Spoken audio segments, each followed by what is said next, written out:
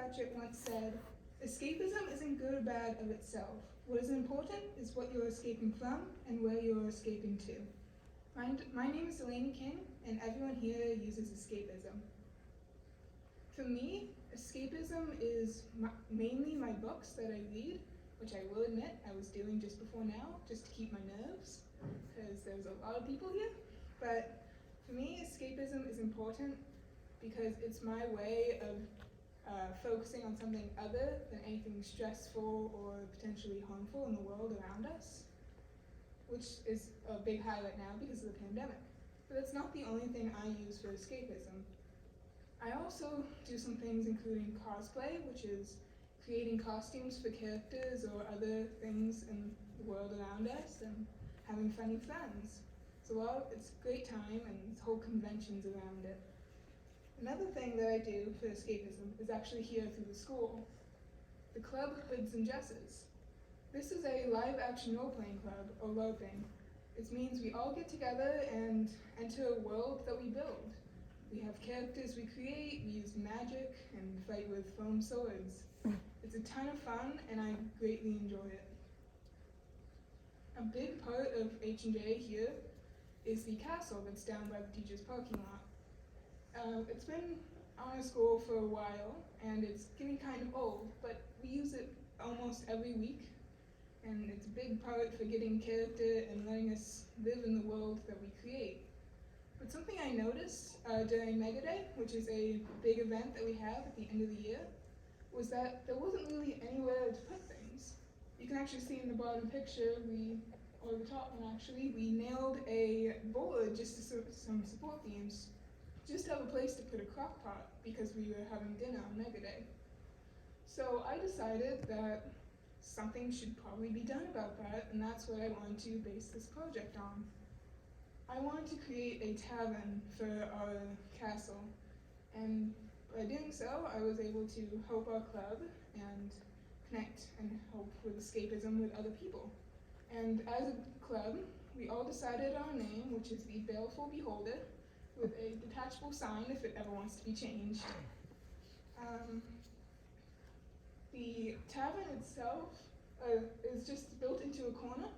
I actually added a back wall, which you can kind of see in all the pictures, just to keep it enclosed.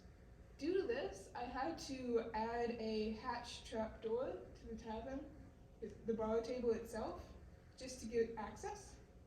And to better help the support and make sure it's stable, there's also a shelf added underneath. All of this was just so we didn't have a Boeing crock pot that was threatening to stab a board of wood. But it was really fun, and I was able to spend time with my family while doing it, and also improve the castle with other ways as well, not just the tavern. You can kind of see, at least in one, the updated railing on the tower, and actually I redid these wings that were hanging over the main entrance of the castle. They were an old project and falling apart and practically ready for the trash, so I decided that they should probably be redone, so now they stand out easier against the castle.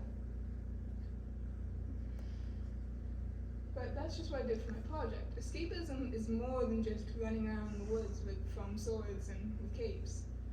It's also in modern media every day, just movies or scrolling through social media or Pinterest. And also, like I said, books. Actually, a company noticed that sales of fantasy and sci-fi books skyrocketed after the market crash in 2008, showing that people wanted something to step away from whatever was happening in the world at that time. And now, speaking of books, this is a great book that I really do enjoy, and it actually speaks about escapism with 4 sisters in a not-so-great household. It's definitely fantasy, because it's definitely magic, but it definitely applies escapism into everyday, easy-to-understand language.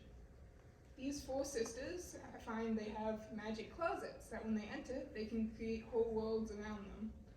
And while this is great for them getting out of the house and getting away from a not-so-great situation, it also shows that escapism isn't always helpful. They can, if you step too far, go too long, it can actually be harmful, as shown in this book by one of the sisters being trapped in a closet and her family almost forgetting about it. But that's fantasy and doesn't tend to happen in the real world.